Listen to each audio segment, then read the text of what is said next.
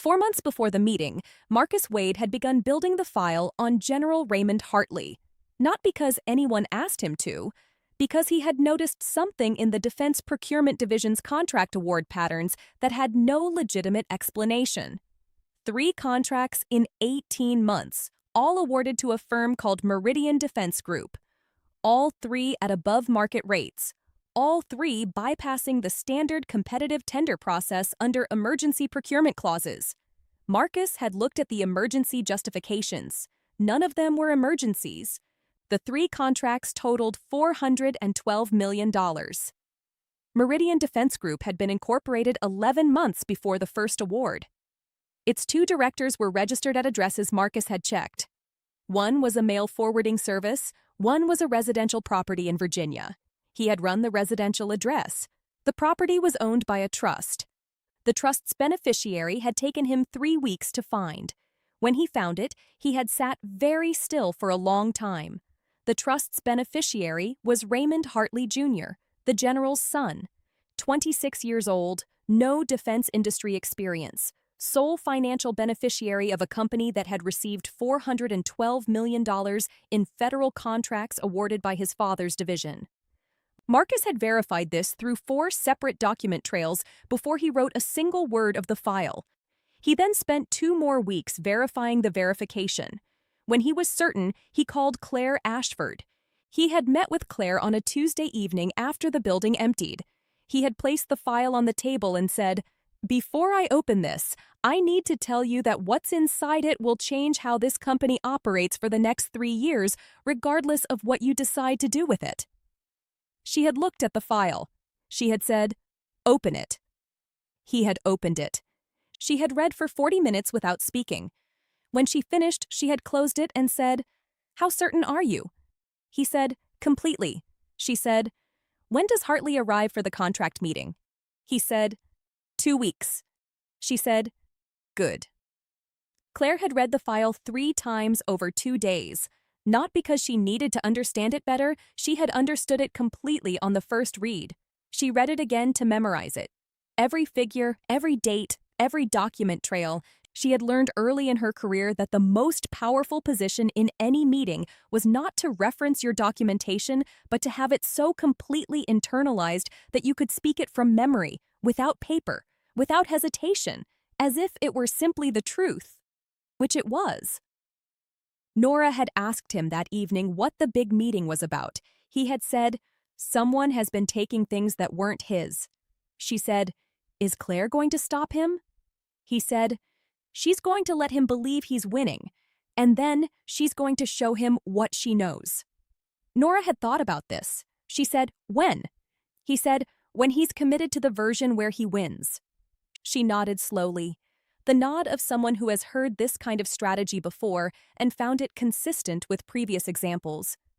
She went back to drawing. General Hartley had reviewed his briefing document for the Crestline meeting on the drive over. The document described the company's capabilities, its existing contracts, and its bid for the Sentinel Systems contract, a $700 million procurement for next-generation communications infrastructure. The document had been prepared by his aide. It described Crestline's CEO as relatively new, background in commercial tech, no prior defense sector experience. The general had read this and formed a view of the meeting before he arrived. The view was incorrect in every particular. The morning of the meeting, Claire had said to Marcus, "If he's what the file says he is, he'll try to set the terms in the first 3 minutes." Marcus had said, "He will." She said, "And if I let him?" Marcus said, "He'll be comfortable. Comfortable people don't look at what's under the table." She said, "How long do I give him?" Marcus said, "Until he says something that can't be walked back." She said, "And then?" He said, "You already know what to say." She looked at the boardroom door. She said, "Yes, I do." Hartley had arrived at 9:55 for a 10 o'clock meeting, 5 minutes early, which was his standard. Early enough to establish that he operated on his own schedule, not enough to seem eager. He had shaken the receptionist's hand, looked around the lobby with the assessing eye of someone evaluating a room he expected to own, and said to his aide, "Standard format. Let me run the opening." His aide had nodded. His aide did not know about the file either. He had shaken her hand and said, "Ms. Ashford, Raymond Hartley." She had said, "General, thank you for coming to us." The phrasing was deliberate. She had chosen "coming to us" rather than "meeting with us." He had not noticed the distinction. Marcus, standing 3 feet behind Claire, had noticed it. He had filed it as the first correct move of the morning. The boardroom had been arranged on Claire's instruction, a longer table than necessary, with the general's delegation at one end and Claire's team at the other. A greater distance than was comfortable for the kind of negotiation Hartley expected to run. He had noted it and interpreted it as inexperience. The CEO didn't know that shorter tables produced faster agreement. He was wrong. The distance was deliberate. She needed him to talk for a while before she moved. Hartley had run the opening exactly as Marcus predicted. He had outlined the Sentinel Systems contract requirements, the timeline, the performance benchmarks. He had said, twice in different phrasings, that the decision would ultimately rest with his division and that his division valued established relationships and proven track records. He had looked at Claire when he said "proven track records" with the specific expression of someone making a point they consider too subtle for the other person to miss. She had let it land. She had not responded to it. Marcus was watching for one specific thing, the moment Hartley committed to a version of the meeting that he could not revise. In his experience, people like Hartley always produced this moment themselves. They talked long enough that they began to believe the room had accepted their framing. When that happened, they stopped monitoring the other side. They started performing for the version of the meeting they had already decided they were winning. Marcus had seen it take between 8 and 14 minutes. He checked his watch. It was minute 9. At minute 11, Hartley had said, "I want to be frank with you, Ms. Ashford. The Sentinel contract is very likely going to go to a firm with deeper roots in this sector, but there are other opportunities, smaller packages, subcontractor roles, where a company at Crestline's stage could build the kind of relationship with our division that leads somewhere larger." He had said it with the warmth of someone offering a gift. He had not noticed that Claire had stopped writing. He had not noticed that she had not written anything since minute 4. She had set her pen down. She had looked at Hartley directly. The room had had a specific quality in the 2 seconds before she spoke, the quality of a held breath that nobody has agreed to hold. Marcus had recognized it. He had been in rooms like this before. This was the moment where everything that had been assembled over 4 months arrived at the point of use. Claire said, "General Hartley, I'd like to show you something." The document was 1 page. It showed a simplified version of the Meridian Defense Group ownership structure, the company, the trust, the beneficiary. It showed 3 contract award dates and 3 contract values. It showed the emergency procurement classifications. It did not yet show the connection to Hartley's division. It showed enough. She had designed the page herself. She had learned from Marcus that the first document you show someone should answer the question, "What is this?" and create the question, "How do you know this?" without answering it yet. Hartley had read the page. He had read it again. He had set it down with the specific deliberateness of someone who needs a moment but cannot afford to show that they need one. He had said, "Where did you get this?" His voice had not changed. His hands had. Claire had said, "General, I have a complete file. I would like to discuss what's in it, here, privately, before either of us decides what happens next." Hartley's aide had started to speak. Hartley had raised one hand and the aide had stopped. Claire had said, "I'd like to ask everyone except General Hartley and my colleague Mr. Wade to give us the room." There had been a moment where the general could have objected. He had not objected. His staff had filed out. Her team had filed out. The door had closed with the specific soft sound of an expensive door in a quiet building. The 3 of them had been left in the room.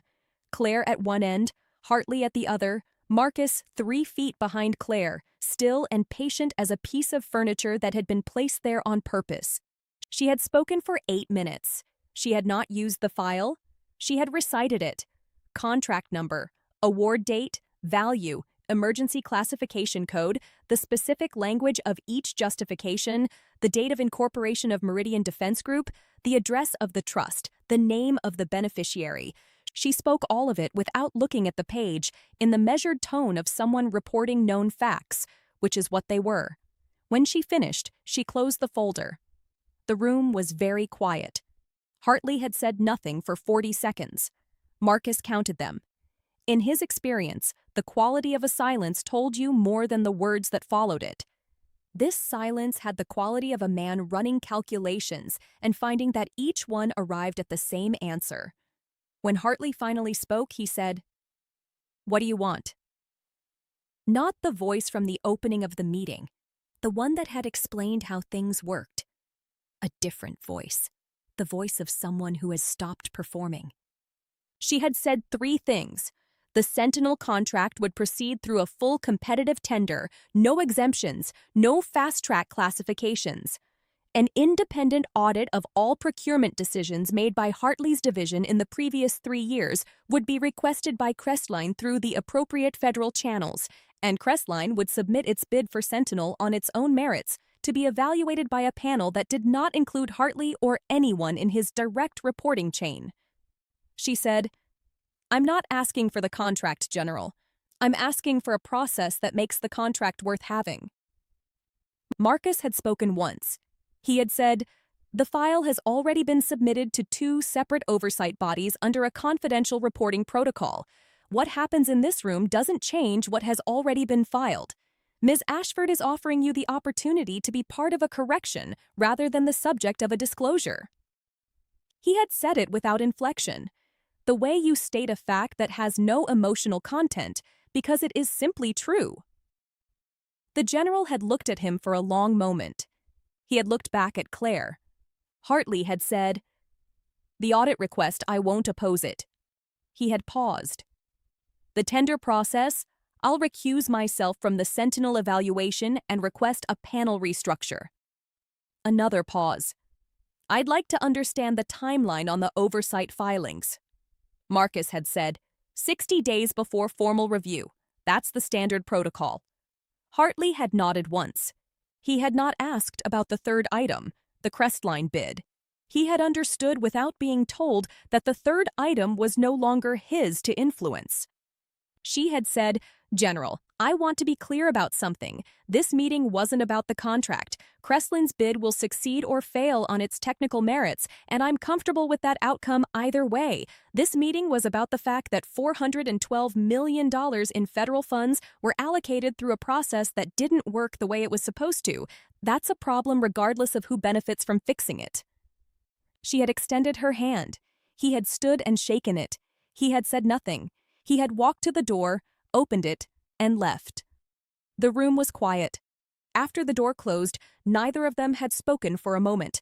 Then Marcus had said, "He'll recuse himself. The audit will happen." She had said, "I know." He said, "The bid." She said, "The bid is good. It stands or falls on its own." He looked at the table. He said, "You didn't use the file." She said, "I didn't need the file. I had the file." He looked at her. He said, "That's the difference." She said, "I learned it from watching you." The oversight filing had been submitted 4 weeks before the meeting, not as a threat, as a process. Marcus had filed it under the federal whistleblower protocol after verifying the documentation completely. He had told Claire when he filed it. She had said, "Good. That means this morning was never about leverage. It was about information." He had agreed. The distinction mattered to both of them. Leverage was a tool that worked once. Information, correctly used, was something else. It was the reason the conversation in the boardroom had gone the way it had. She had sat in her office for 20 minutes after Hartley left. She had not felt the thing that was supposed to come after winning. She had learned years ago that the feeling you expected after a difficult thing was rarely the feeling that actually arrived. What arrived was the specific quiet of having done something that needed to be done correctly, and now it was done, and the company needed to run. She had opened her laptop and gone back to work. Hartley had said nothing in the vehicle for 11 minutes. His aide had attempted to speak twice and had been stopped with a single gesture. The general was thinking about the meeting, not about the file, about the meeting itself, about the long table he had initially read as inexperience, about the silence she had maintained while he performed his opening, about the moment she had placed the document on the table, quietly, without drama, the way you put something down when you know exactly what it is and have no need to announce it. He had badly misjudged the room. He was precise enough to know why. Nora had asked before he could say anything. Did it work? He had said, yes. She had said, did Claire do it exactly right? He said, better than I expected. She said, that's because she practiced. He looked at her.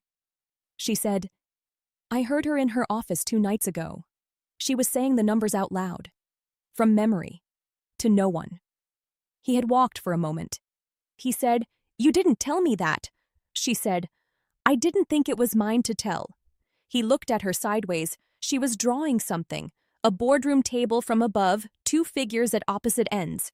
He said, that's accurate. She said, I know. I drew it from what you described. The federal audit team had arrived 3 weeks after the meeting. Claire had prepared Crestline's cooperation documentation with the same thoroughness she brought to everything, every communication with Hartley's division, properly time-stamped and organized, the original file Marcus had compiled, the oversight filing with its submission date. The lead auditor had looked at the organization of the material and said, this is unusually complete. Claire had said, we had time to prepare. She had not elaborated on how. Marcus had been interviewed for 4 hours. He had answered every question accurately and completely. He had not editorialized, not offered opinion, not characterized anyone's motives beyond what the documents demonstrated. The auditor had asked him at the end, how long did the initial investigation take you? He had said, 14 weeks. The auditor had looked at the scope of the documentation. He had said, for one person? Marcus had said, I work carefully. The auditor had written something in his notes. Marcus did not ask what. The formal inquiry had opened 6 weeks after the meeting. Hartley had cooperated. He had said he would, and he had. His legal representation had called Claire twice seeking information about Crestline's filing timeline. Both calls had been directed to Marcus, who had answered both by reading the federal reporting protocol back to the caller, paragraph by paragraph, without addition. Hartley's attorney had said on the second call that General Hartley had found Ms. Ashford's handling of the matter professional. Marcus had written this down. He was not certain what it was supposed to mean, but he wrote it down anyway. The Sentinel Systems contract evaluation had been completed by an independent panel with no connection to Hartley's division, as requested. The panel had reviewed 4 bids. Crestline's technical submission had been rated highest on 3 of 5 criteria. The contract had been awarded to a firm called Vantage Defense on overall value grounds. Their bid had come in 14% below Crestline's on cost. Claire had read the result. She had said, the process worked. Marcus had said, yes.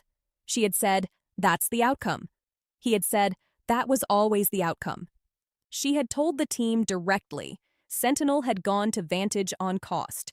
The technical evaluation had rated Crestline first. She had said, we built the best technical solution. We lost on price. That tells us exactly what to work on for the next bid cycle. Someone had asked about the audit and the inquiry. She had said, that process is separate from our commercial performance. It was the right thing to do because the procurement system needed to work correctly, not because we expected it to advantage us. The room had been quiet for a moment. Then her head of engineering had said, fair enough. That had been sufficient. The inquiry outcome had been published 6 months after the meeting. General Hartley had been found to have committed multiple violations of procurement regulations. The Meridian contracts had been referred for further federal investigation. Hartley had retired from active duty the week the report was released, not in disgrace, exactly, but not in the way he had planned. The Meridian Defense Group's contracts had been suspended pending review. Marcus had read the report from page 1 to page 47. Page 47 had a footnote referencing a confidential whistleblower filing submitted 14 weeks before the inquiry opened. He had closed the report and called Claire. He had told her the headline. She had said, "The Meridian Review. How long?" He said, 18 months to 2 years. She said, "And the division restructure?" He said, "New leadership appointed. Competitive tender mandatory across all procurement categories going forward." She had been quiet for a moment. She had said, "That's the outcome." He had said, "Yes." She had said, "Okay." She had ended the call. She had stood at the window for a while. Outside, the city was conducting its Saturday without any awareness of what had been changed inside it. She had gone back to making coffee. Nora had shown him the finished drawing that evening, the one she had been working on since the day of the meeting. It was the boardroom from above, the long table, 2 figures at opposite ends, the door that was now closed. Between the 2 figures, in the center of the table, a small, white rectangle, the document. He had looked at it for a long time. He had said, "You drew the document." She had said, "That's the thing that changed the room." He had looked at her. He had said, "Yes, that's exactly right." She had taken the sketchbook back. She had said, "I'll finish the details later." He had said, "There's no rush." 8 months after the meeting, Crestline had been shortlisted for a communications infrastructure contract with the Naval Research Division, a separate agency, separate leadership, a panel that had been restructured in the aftermath of the procurement inquiry. The technical requirements were different from Sentinel.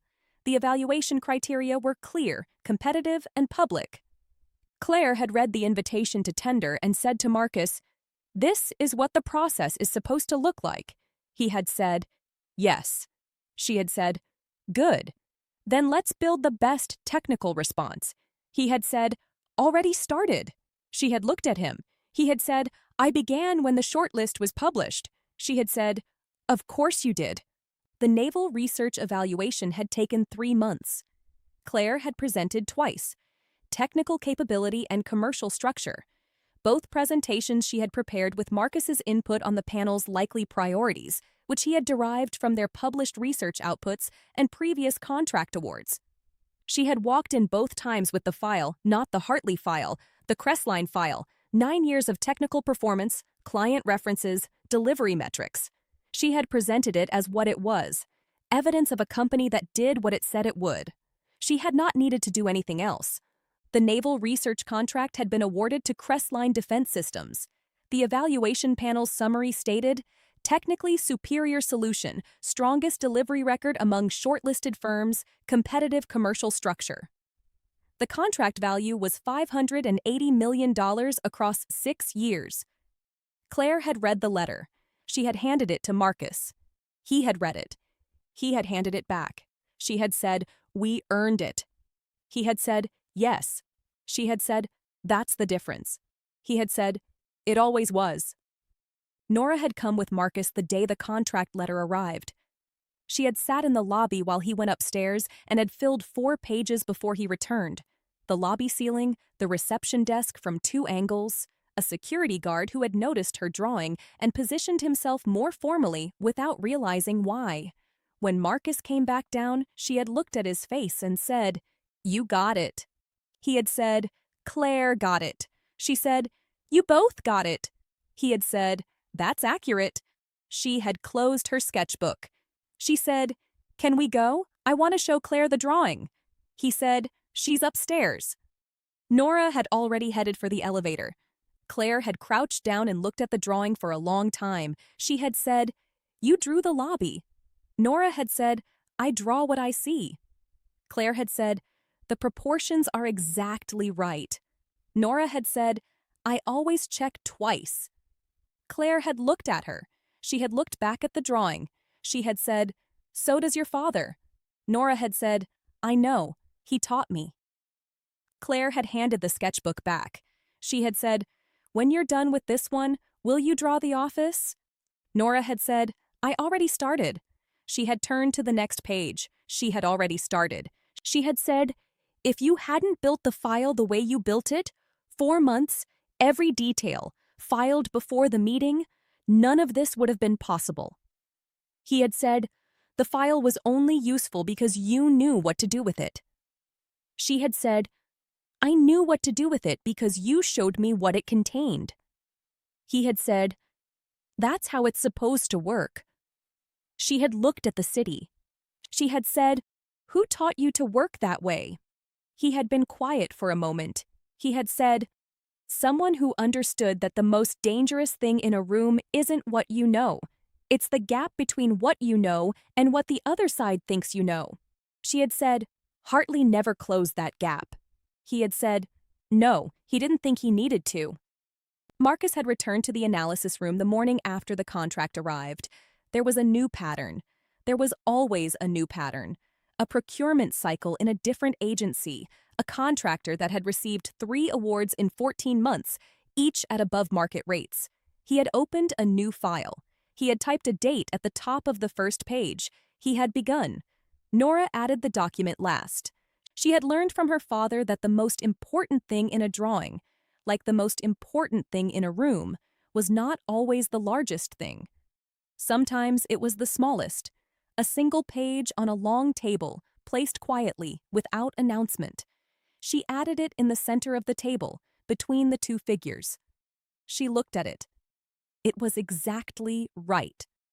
She closed the sketchbook. She went to find her father.